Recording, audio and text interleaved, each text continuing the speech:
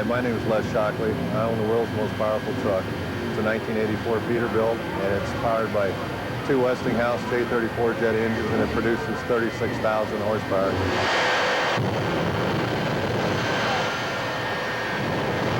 The truck took 9.5 months to build.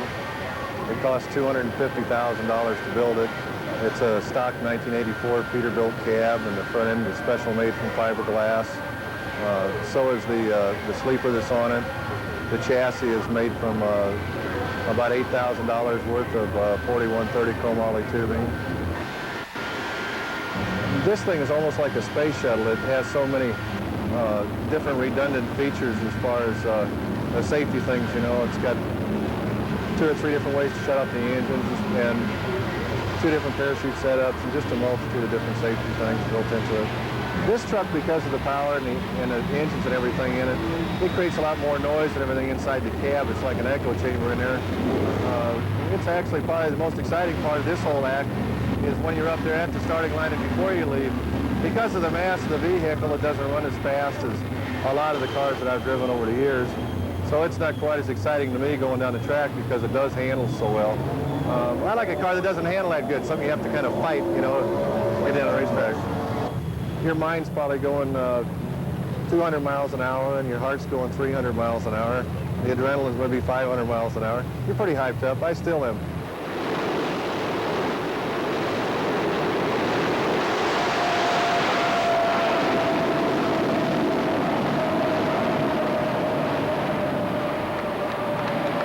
Up to this point, all jet-powered trucks have been powered by one engine.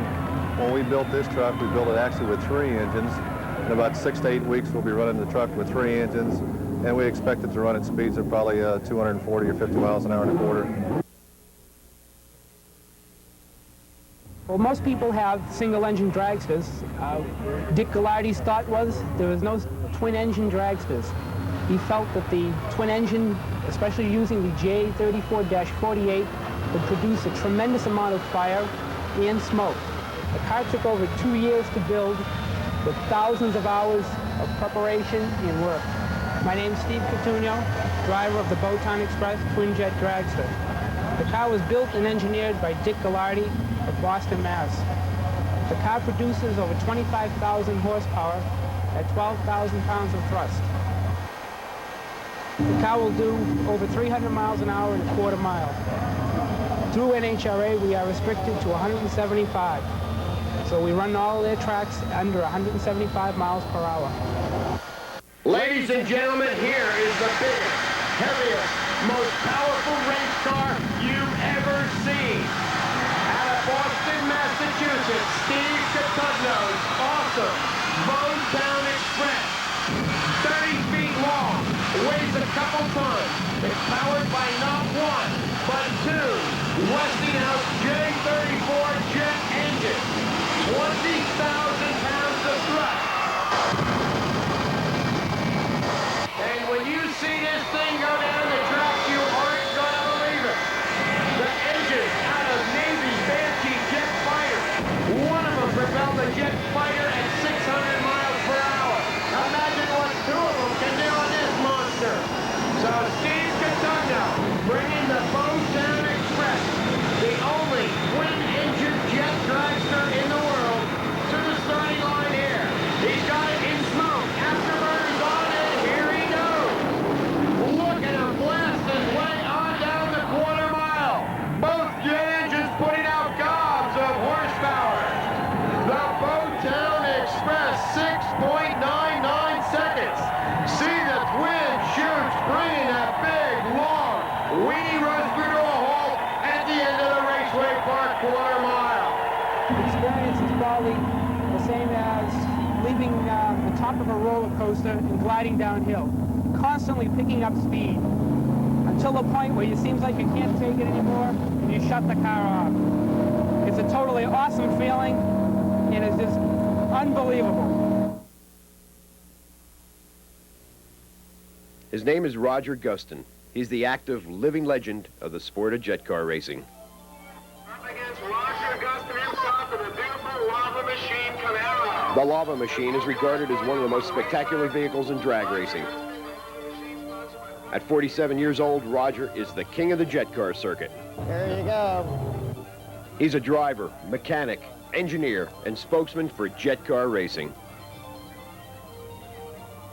Folks enjoying the race today? Yeah. Good. You've done a competition about 2 weeks ago. We're running both lava machines all the time now. Mike Evagene's driving the other one. We just finished doing some testing with it, and they're just as close as they can be. We won the that All-American Jet Car Nationals here, and was a runner-up with the other car. So, Trying to push a little more? You're going to keep it to where you're at? always push it to the limit. Okay. Good luck. Thank you. In 1972, he began a one-man crusade to convince the National Hot Rod Association to sanction jet cars, and became the first driver ever licensed by the NHRA to drive a jet-powered dragster. In 1980, he switched to the jet funny car. This is a lava machine. I'm Roger Gustin. I drive it. I'd like to show you a few things about the lava machine. You're looking at the very back end of the afterburner of a JT-12 Pratt Whitney jet engine that came out of a like a corporate jet. Produces about 6,000 horsepower, and we've run speeds well over 260 miles an hour. The body is a fiberglass replica of a Z28 Camaro. It's one-piece fiberglass, very lightweight, very sleek, aerodynamic car. This is the front of the jet engine. You can see that we've got it screened to prevent any foreign object damage from going into the intake. This is something you'd never see on an aircraft. But being I'm sitting right beside the compressor in this engine, I need all the protection I get, plus that's part of NHRA's strict safety rules. We're looking at a 4130 chromoly space chassis that was built by Horton Race Cars down in Belton, South Carolina. Over here, you're looking at a 30-gallon fuel tank that we burn up about 25 or 26 gallons of jet fuel every run. That also includes the fire show that the fans love so much. I think we've got probably one of the most state-of-the-art race cars in jet car racing. The lava machine has a JT-12 Pratt Whitney jet engine built by Craig Arfons, and that is the entire drivetrain. There is no differential, there's no transmission, no drive shaft, and no U-joints in this car. Just to give you a quick look, this is the main fuel. This is afterburner fuel. This is the main parachute. This is the emergency parachute and emergency fuel shut-off. This is the show business handle. This is for the fire show that adds a lot of fire out there on the starting line.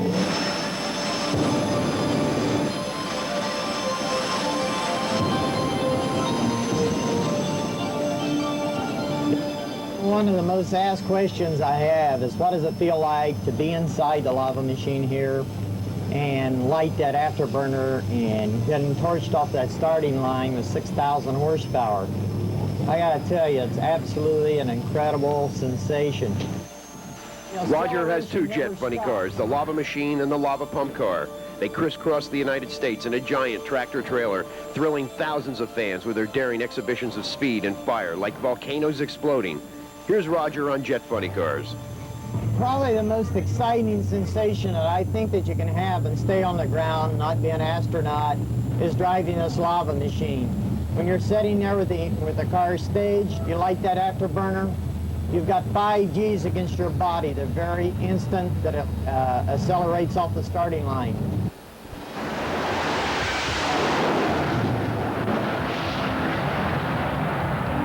When you cross the finish line, you pull the parachute, shut the engine off, and it's an instant reversal of about 4 Gs negative in getting the car stopped when the parachute opens.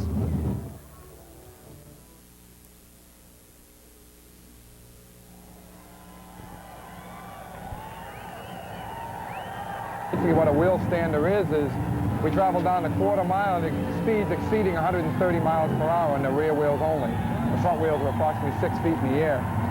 I've held national records 3 or 4 times with my Young American car, the Monza body, and Jim Curtis has set a few with my other car, the Superbug. These cars are tube chassis type, almost like a rear engine funny car. The reason the engine is in the rear is all the weight transfer is in the back of the car, and what it does is makes a good lifting type effect to the front of the car. Down the quarter mile, front wheels up in the air the whole way down the quarter mile. Madman Marco is what they call me. My real name is Mark Hildenin. I'm from Boston, Massachusetts. I've been driving race cars for the past 11 years. The past 6 was wheel stand cars for a full-time living. Myself and Jim Smokehouse Curtis co-drive. I drive this car here called the Young American Chevy Monza wheel stander. My co-partner Jim Smokehouse Curtis drives the Superbug, which is a VW-bodied wheel stander.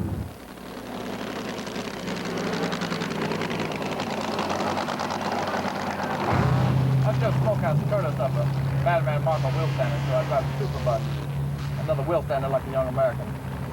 They both run the entire quarter mile at about 130 miles an hour on 2 wheels. It's a very different feeling to lift the front wheels 6 feet in the air and have to control the car with a braking system in the rear wheels. What we actually do when the front wheels lift up is we grab a lever on our right-hand side and you push that lever forward to go left and you pull it back to go right. The reason for this, obviously, the front wheels are 6 feet in the air. There's no way of using the steering wheel. All we use the actual steering wheel for is steering the car once it comes down for making a quarter-mile run. Otherwise, we're up in the air, we're looking out a hole between our feet to see where we're going. We have a small opening. We can see approximately 100 feet in front of us. So we're looking out the floor. We're steering with our right hand with a steering brake, with the rear wheels actually braking the car to steer it. And we're shifting with our left hand. We make one shift down the quarter mile and steering with our right.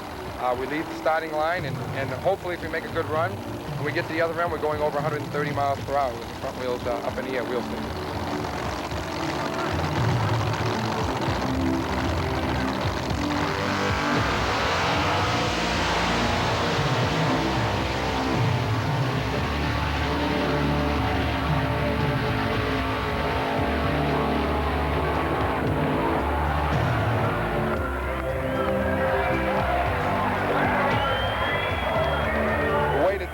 Spark, they have what they call titanium plates on the end of the wheelie bars.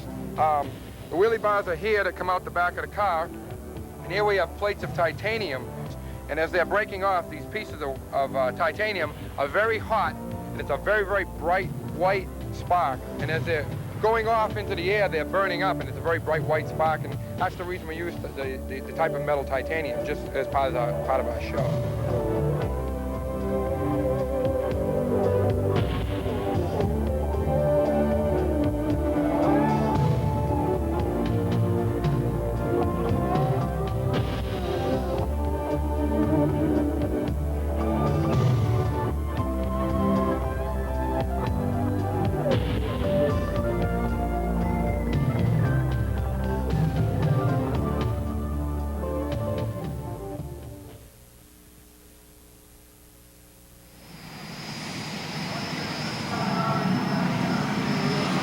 Here we go, ladies and gentlemen, now with the Jet Funny Cars. Ms. Sue Ransom in the left lane. Join the Repco sponsored Datsun 280Z Jet Funny Car against Ken Warby in the right lane, driving the Mustang body car, also sponsored by Repco. Both of these cars powered by Westinghouse J85 jet engines, 5,000 pounds of thrust, 10,000 horsepower. Two of the cars, both of them from Australia. The Thunder from Down Under, they call it. These cars, capable of running low 6-second elapsed time at speeds of over 250 miles per hour. And unlike the Nitro Funny Cars and Alcohol Funny Cars that you see here today, these cars are jet propelled. Everything on the starting line that isn't bolted down has been removed. Get ready, because here we go with the start.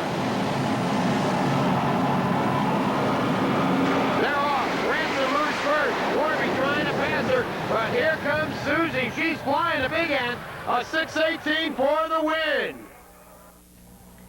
Jet Funny Car fans, get ready. The track lights have been turned off for the starting line firefight between the Stroh's Jet Funny Cars.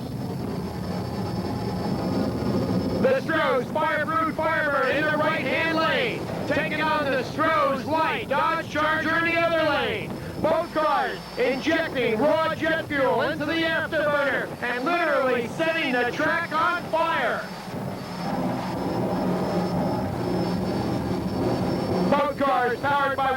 Maquinas J34 jet engines, producing 6,000 pounds of thrust, 12,000 horsepower.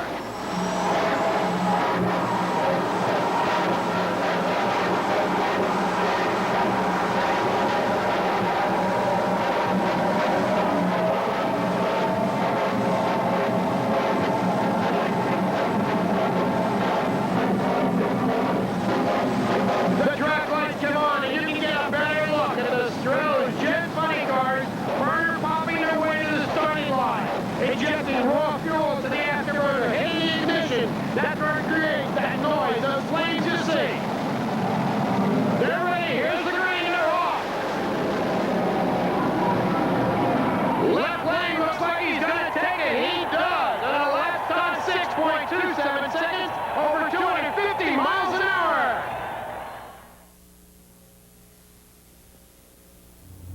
Hello, my name's Elmer Walker, better known as Dr. Wacko. I'm the leader or coordinator of a group of racers known as the Wild Bunch. This is my 86 CJ7 Jeep powered by a small block aluminum Chevrolet motor with an automatic transmission. The quickest time for my Jeep is an 8:32 at 165 miles an hour.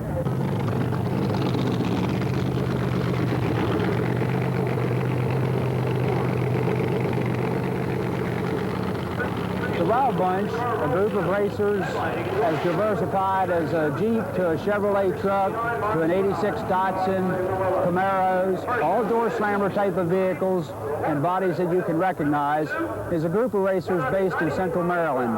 There are numerous cars in the Wild Bunch.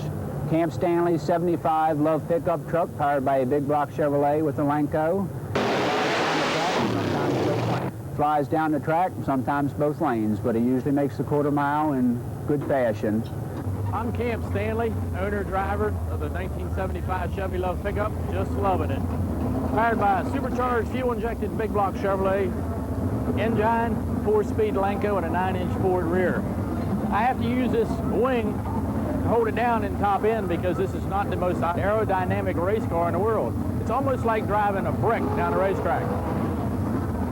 The 75 Chevy Love pickup's known for going left, right, straight, around the ring, occasionally dipping the guardrails, but it's all part of fun and game.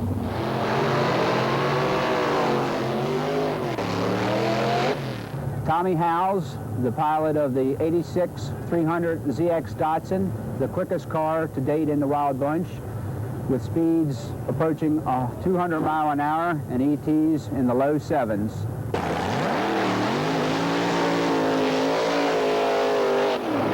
Dennis Brightwell, probably one of the favorites in the group, a 67 Camaro, all steel body, powered by a 427 Chevrolet. This car probably is the closest to a wheel standard that the whole group has, as when it leaves the line, the wheels are in the air.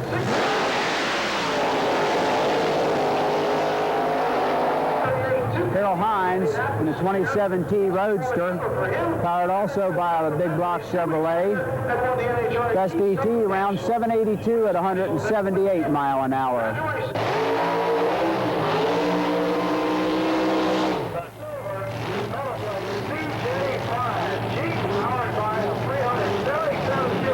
These cars in between rounds come back, check the valve lash, check for any parts that are broken, and repack the parachute, check the air pressure in the tires, and then we're up for a second round.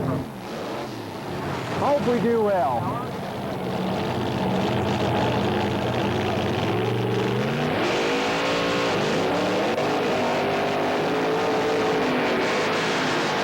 Street-type cars with funny car motors, ladies and gentlemen, the Wild Bunch.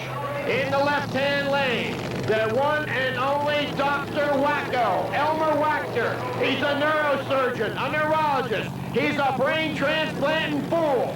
Taking on the greasy pygmy, they call him, Camp Stanley in the Wild Lovin' It truck.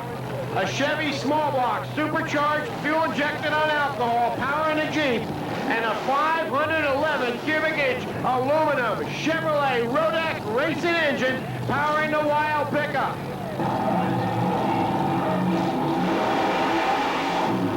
How'd you like to drive these cars on the street?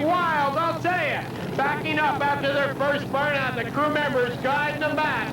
We're going for a roar on wheels here today at New England Dragway. Ground-pounding, earth-shaking, road warriors of the quarter mile. The Wild Bunch. The craziest cars you'll ever see go down a drag strip. Here we go. Side by side off the starting line, Cam Stanley's Love-It truck with a big block Chevy leading the way through the lights. He takes the win at 8:29 to a losing 8:69. Who's behind those Foster Grants? Ladies and gentlemen, it's Tommy the Who House. And driving the very mysterious RCD Datsun. 540 cubic inch aluminum Chevy engine, supercharged on fuel injection, the fastest car of the Wild Bunch. He's run mid 7-second times.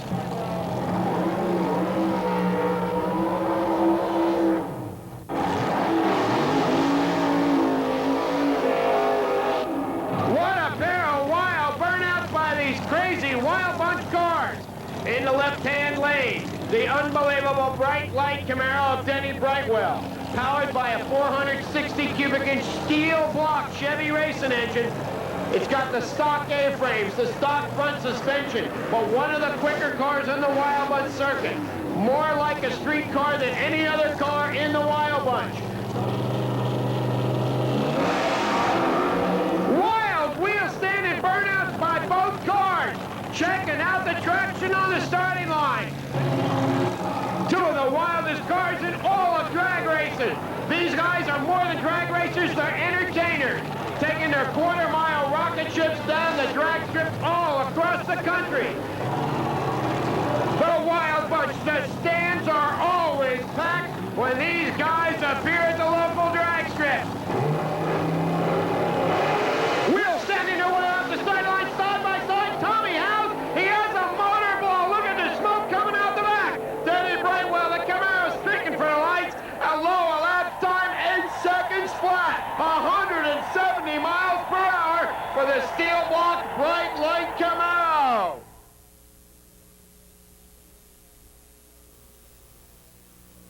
They call him TV Tommy Ivo. He's one of drag racing's living legends. He's been in the sport since the beginning. He got the name TV from his acting days 25 years ago when he was one of the Walt Disney Mouseketeers. This is his transporter, bringing his latest race vehicle out to the track. Tommy's been around for a long, long time. Well, I've been racing now for 30 years. This is the car we're running out here now, has a jet engine in it. It's the 33rd car that I've owned in drag racing. I've had single engine cars, 2 motors, 4 motors, funny cars, dragsters, just about everything you can think of. My name's Tommy Ivo, or known as TV Tommy Ivo in drag racing. This is my jet-powered race car. It's the 33rd race car I've had in 30 years of drag racing. It's got a J34 Westinghouse engine in it, puts out about 6,000 horsepower, runs about 250 miles an hour and a quarter of a mile. I've, well, like I say, TV Tommy Ivo, that came from my other occupation. I worked for 28 years in motion picture and television. I did the Donna Reed Show, Mickey Mouse Club, Bachelor Father, just about all different situation comedies that came about in the early 50s and 60s. This is TV Tommy Ivo's latest race car, his jet-powered dragster. Tommy's raced a lot of vehicles in his career. He talks about this one. So each car has its own unique thing. Like these jet cars run very fast. At the very top end of the course, all of a sudden they take off like a scared rabbit. Of course, I grew up with the sport, so it was a challenge all the time. We were constantly changing cars, upgrading the thing. Now it's become a little stagnant because we've come to the state of the art. Well, where do you go from here? That's the deal. After you've bounced down the track at 260 miles an hour, what do you do for an encore? I've tried everything else. I've skydived, scuba dived, I've got motorcycles, I ski, water ski, snow ski, but still the thrill of it all is the acceleration, going so fast in a quarter of a mile from 0 to 260 miles an hour.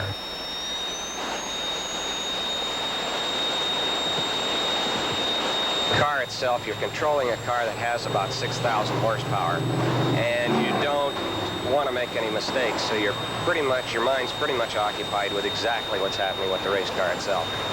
Here's the green light, a cloud of smoke, and so what fire, what fury, what smoke, unbelievable! A red light shine by Valencia, hands high over the win. The 30-year veteran, the TV man, the winner here in jet car racing action.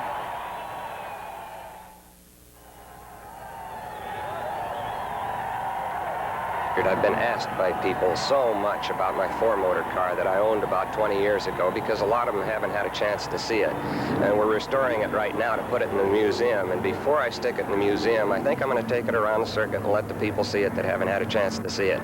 It was probably the most famous car I ever built because of the unique fact that it was the only car with 4 engines in it. He's been racing here at Raceway Park ever since the beginning, 1965. So TV Tommy Ivo retiring this year after his 30th year of drag racing. He's going to go on to become a Mickey Mouse Club Mouseketeer. So track owner Vince Knapp presenting television Tom Ivo, one of my real drag racing heroes of the black. Tommy, we love you. You're the best, baby. Okay, pulling out on the track to fire it up. It's TV, Tommy Ivo's legendary 4-engine Buick Funny Car. Ivo, a legend in the sport of drag racing. Been doing it for 30 years. Out now with his car that's 20 years old. 1,604 cubic inches, 4 Buick engines. Fuel injected, on alcohol, ready to pull up and burn rubber with all 4 wheels. A 4-wheel drive funny car. Ivo getting ready to go on the starting line, pulling up carefully, getting ready to drive away. Burning rubber is a drag racing history.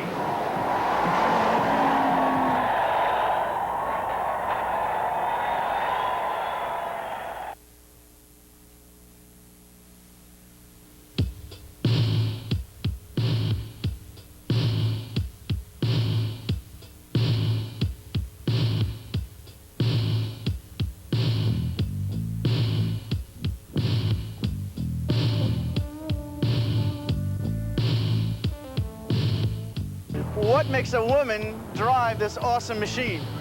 I just done it one Sunday and loved it. I've been racing now for 16 years, and that was my goal the first day I ever seen a funny car was to own and drive one.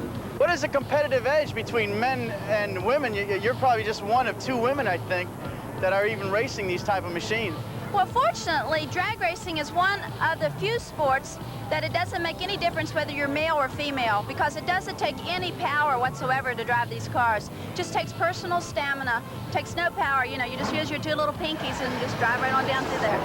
This is truly an awesome looking and beautiful machine here. Can you tell us what it's like to sit behind that steering wheel between those 2 tires at the starting line in that fire suit? It's hot as hell under there, and 20,000 people are looking at you. What's going through your head? Absolutely nothing. It's total concentration. You sit there and you think of nothing except what you're going to do. It is the most fabulous feeling you've ever had in your whole life. You're aware of the fans and everything around you, but you don't really feel it. It's just the most fabulous feeling. Now, you have a notorious reputation as the queen of the burnouts. You lay some kind of a burnout down that track. What is the purpose of this burnout, and why do you go so intense in it? Okay, the purpose of this burnout is to heat up the tires. The hotter you get those tires, the better it's going to bite when you actually leave the line. Plus, to me, doing a burnout is 3/4 of the race anyhow. I like that more than any part of it. A real crowd pleaser. Yeah. Here we are, ladies and gentlemen, the final round of the IHRA Winter Nationals here at Darlington, South Carolina. In the right-hand lane, the lady that used to be a Playboy bunny, Ms. Bunny Burkett, in the brand-new Matheson Burkett Chrysler Laser Alcohol Funny Car. What a great burnout! There's Gary Saloni driving the Pittsburgh, Pennsylvania-based Pontiac Firebird they call the Road Warrior. This is the first national event final round appearance for either of these cars, and neither wants to lose. This is going to be a battle. It's man versus women. The battle of the sexes here, right on the starting line at the IHRA Winter Nationals. Both cars cars carefully backing up onto the same tracks when they made their burnout. They want to get all the traction they can for this, the most important drag race of their career. A brand new car for Bunny there in the right lane, and she'd like to win this. Look at that pretty car. What a nice looking machine. It's bound to win a Best Appearing Car Award at some future event. But here she goes against the man, Gary Saloni, here in the left lane, going to give the Bunny a race for her money. This is it, the final round, and the winner is going to be decided in just a second.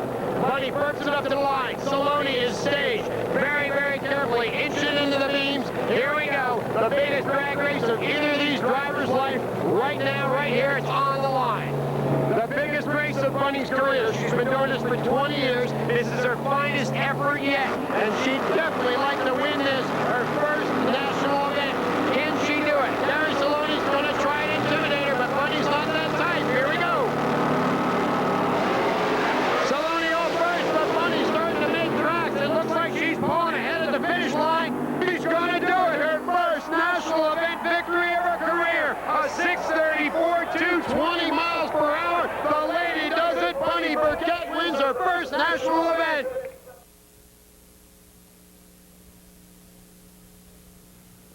Ladies and gentlemen, here we go, the most incredible jet-powered vehicle you're ever going to see. Bob Moose with his J79 powered jet truck.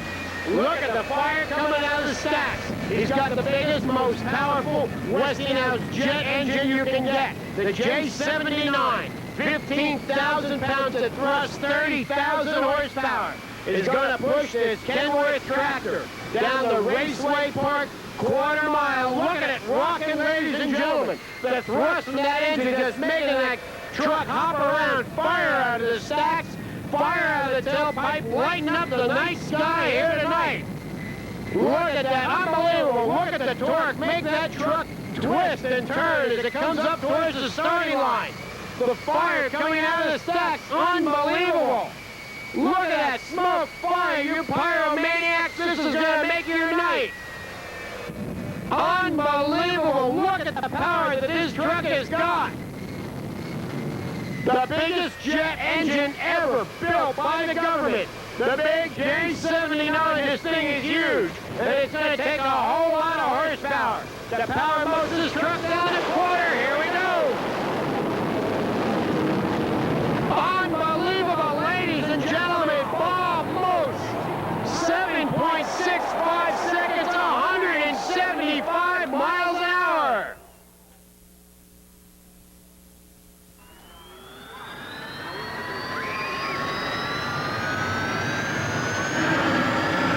Hard and running, ladies and gentlemen, the world's only gold-plated jet dragster, Jerry Hot Rod Siegel. He's only 26 years old, driving John Fattori's car he calls Simple Pleasure. Over $15,000 worth of gold plating on this vehicle. Instead of regular chrome, they use gold. Sponsored by the 14K company out in California. It's powered by the J34 Westinghouse jet engine, 16,000 horsepower. And Siegel's just about ready to go down the track here in the right-hand lane. The Zeus buttons that hold the body panels on this car are worth $8 a piece. Usually you can buy it for a quarter, but not from this car. They're gold-plated, 14-karat gold everywhere. One of the most beautiful cars ever to hit down the drag strip. Siegel out of California lights the burner and he's making his way towards the starting line. What a pretty car. His competition in the other lane is Mr. Tom Downtown Brown at Los Angeles, California, driving his jet-powered dragster he calls the California Flame. Powered by the lighter, less horsepower Westinghouse J85 jet engine. It's a lighter car, a little bit horsepower, but it's going to give Jerry a run for his money. So here we go. Siegel, right lane, the Simple Pleasure, the gold-plated car, and Tom Brown, California Flame on the left side, ready to battle it out in a jet-propelled ride at over 200 miles an hour, inching their way into the staging beam very, very carefully. The jet's on full burner right now. In just a moment, the green light's going to come on. They'll light the afterburner, and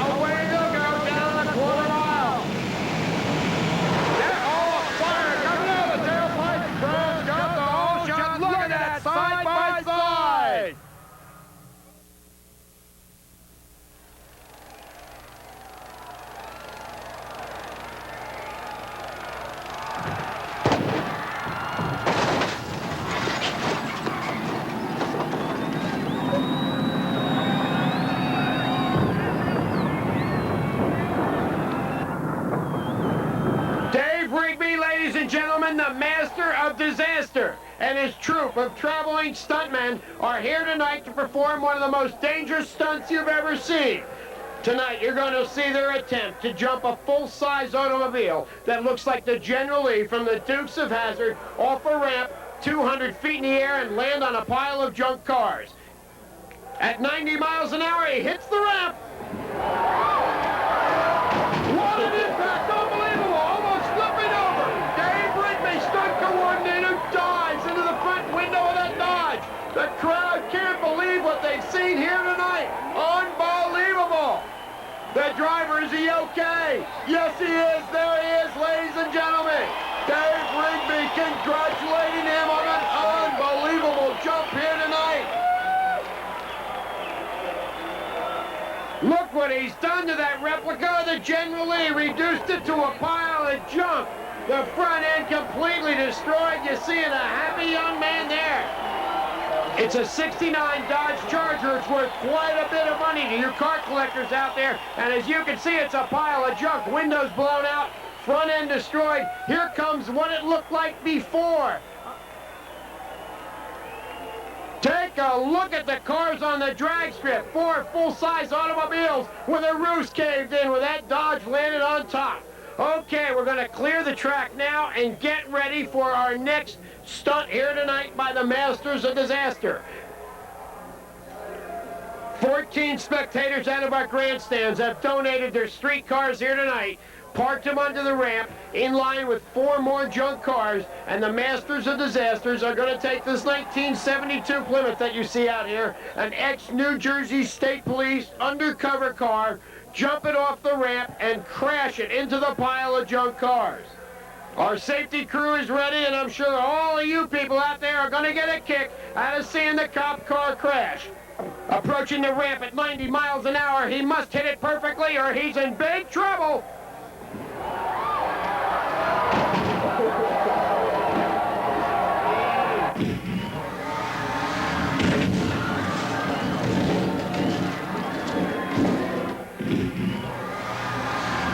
What an impact! He didn't want to land like that with his back end on the ground, almost flipping over. Rigby rushing to the car to the aid of his driver, helping him unbuckle the shoulder harness, the seatbelt that holds him in that car.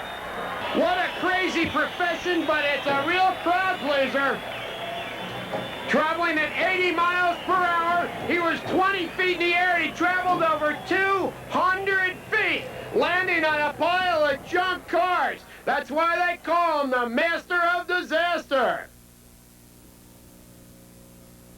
Ladies and gentlemen, the stage is now being set for the most dangerous auto jump you've ever seen. The fire trucks you see out there, the fire crew, there's a reason for that, because the Masters of Disasters are going to attempt to jump a full-size automobile off this ramp 200 feet in the air and land on this pile of junk cars. It's a little different than the 2 you've seen previous, because this time the car is going to be on fire.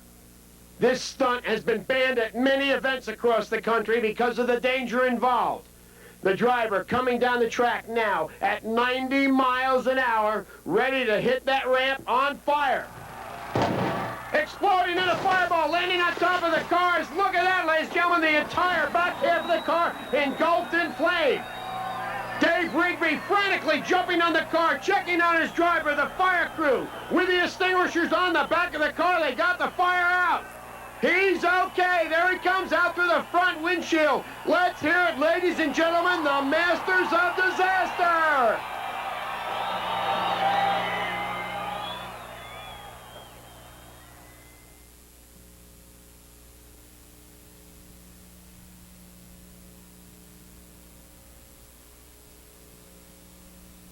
While we're waiting for the funny cars to get ready for the next round, here we go. 2 of the wildest vehicles ever to go down the drag strip. Bob Hall's Paddy Wagon Chevy Vega taking on Danny O'Day's wind-up pickup. They're called wheel standards, designed to travel down the quarter mile on their back wheels. Their front wheels up in the air, and there you go. Bob Hall making a burnout. Here comes O'Day, as you can see easily, picking up the wheels. A little wind-up motor in the back, really cranking it out to get this pickup truck down the quarter mile.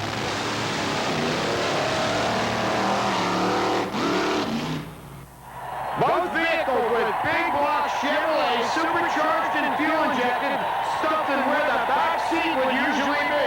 turning around out there in the middle of the track and coming back to the starting line. These cars with a lot of weight in the back, they got those wheelie bars hanging out and titanium wheel skids which shoot a shower of sparks as they go on down the Raceway Park quarter mile. So here they come back towards the starting line, all with a paddy wagon, got the flashing lights, got the siren. He's making a U-turn, he'll be running in the right lane. That big block Chevy stuck in the back, a Danny O'Day's pickup truck. He calls it the wind-up pickup truck, and it produces about 1,500 horsepower. That big Chevy engine sitting in the pickup bed. These drivers sitting right in front of those big supercharged engines. Look at the scoop sticking out the roof of the paddy wagon over there in the right lane as he brings it towards the line. These drivers, as soon as they leave the starting line, they look through holes in the floor of their vehicles and steer the car using an independent pair of rear brakes, sort of like the way you steer a bulldozer. There they go, up in the air, and they got up. The spark shooting off the tail skids, the big block Chevy engines pumping them down the track, and what a wild pass! The wind going to the paddy wagon, a good run for him. Danny O'Day right alongside.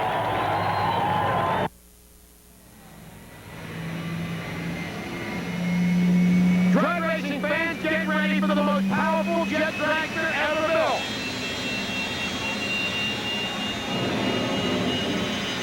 The incredible Green Mamba of Doug Rose. Take a look at that fire show. Not only does it squirt fire out of the tailpipe, but also out of the smokestack on the top of that powerful J60 jet engine. Doug Rose lost both of his legs in a jet car accident back in the early 70s. He went out of control at over 200 miles per hour in a horrible accident. He now has 2 wooden legs, and he has made his way back into the driver's seat of the Green Mamba. The biggest jet engine ever put in a drag racing vehicle, the J60 Westinghouse. 12,000 pounds of thrust, 24,000 horsepower. It's a lot bigger, it's a lot heavier than the other engines you see in some of the jet cars, but without a doubt the most powerful. What a fire show by the Iron Man Doug Rose.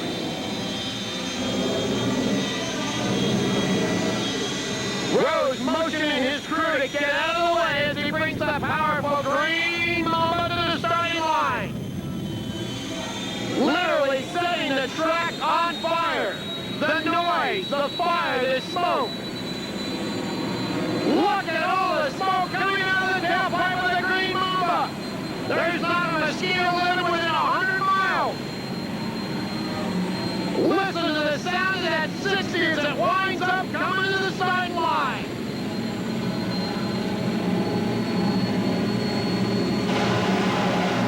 Rose blasting on down the track. 6.64 seconds, 249.30 miles per hour for the unbelievable Green Mamba. Next up, ladies and gentlemen, the world's only father and son wheel stand team, Jack and Toby Ermintrout. They drive a pair of cars that are made to go down the quarter mile on their back wheels with their front wheels 13 feet in the air. Here you go, the old man in the left-hand lane. He calls the car Hemi Under Glass. Big block Chevrolet in the back seat of that Firebird. His competition, his son, Toby, 19 years old. He calls it the Night Raider, a Ford Mustang again with a big block Chevy in the back.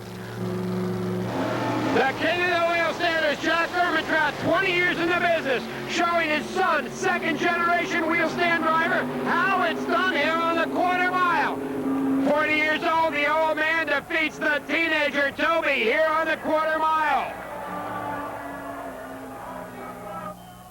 Larry Flash Flickener in a rocket-powered funny car he calls Natural High, powered by 98% pure hydrogen peroxide. Squirted on a silver screen, it creates a violent explosion, thrusting this Vega down the quarter mile at 300 miles an hour. He's off, taking it on on down the quarter mile. 1,800 pounds, 10,000 pounds of thrust. He's through the traps. A new track record. Larry Flash Flickener, 4.71 seconds, the quickest time ever recorded here at Raceway Park. 251 miles an hour. What a pass!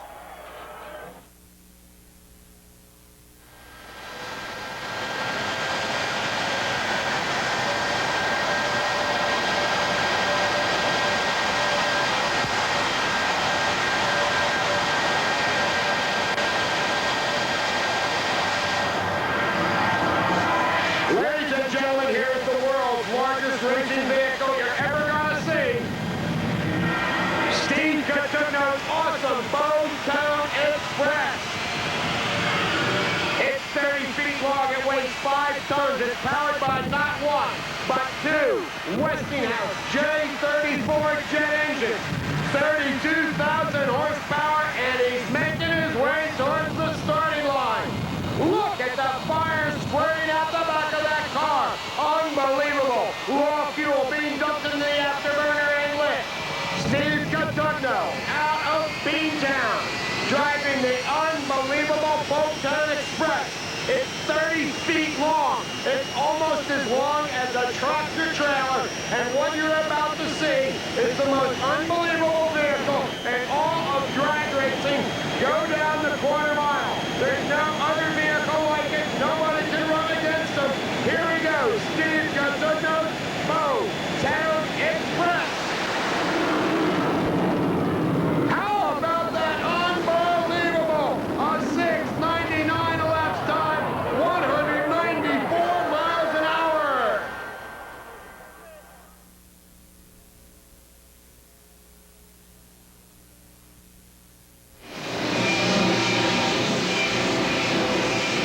The cool water night is starting to heat up here at New England Dragway.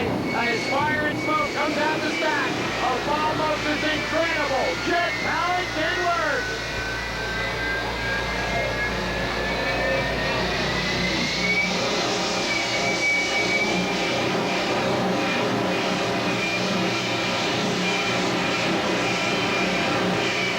Bob Moats out of Ohio, the first driver ever to build a jet-powered truck.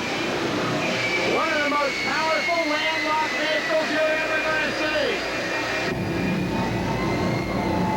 An incredible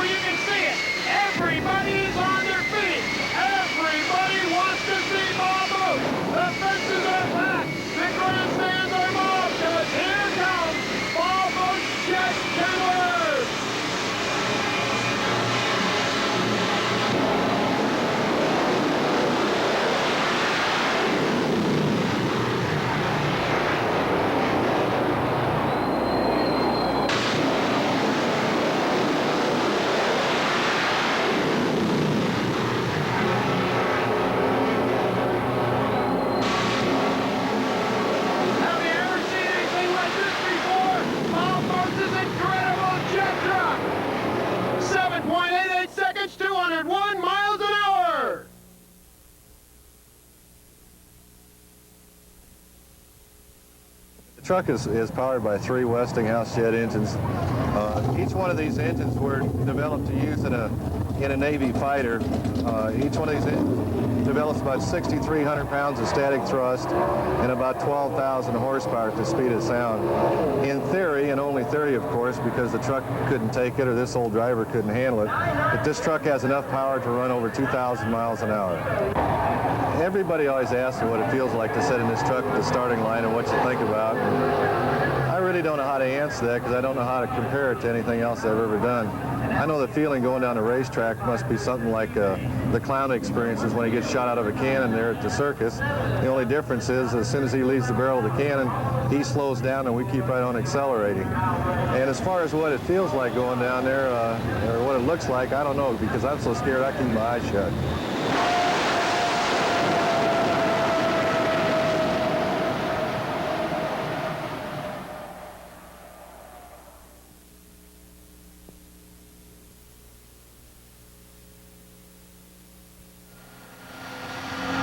Ladies and gentlemen, this is it. The most incredible drag racing vehicle you'll ever want to see. This is the one you came to watch. Out of Galena, Kansas, Mr. Lester Shockley. They call him Shockwave. In just a minute, you're going to find out why. He's about ready to drive his Peterbilt racing truck, powered by not 1, not 2, but 3 Westinghouse J34 jet engines out of Navy Banshee fighter jets. Unbelievable is the only way to describe it. Each engine producing 8,000 pounds of thrust. Each engine producing 16,000 horsepower. What you are seeing is 48,000 horsepower of jet engine getting ready to propel the jet truck down the quarter mile.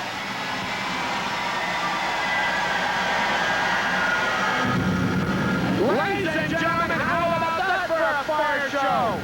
Raw fuel being dumped into the afterburner. He gets the ignition and makes fire, fire, and more fire.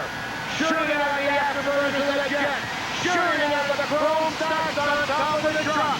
The most powerful vehicle ever built anywhere in the world. And made to do one thing. Travel the quarter mile as fast as it possibly can. Shockley doing the burner pop. The fire show. Testing everything, making sure everything is A-OK for the blast. He's going to go down the quarter mile. Raw fuel on fire, shooting out of that tailpipe. Shockley bringing that 6-ton Peterbilt to the starting line. It's hot, let me tell you, it's hot out there. Everybody's getting out of the way.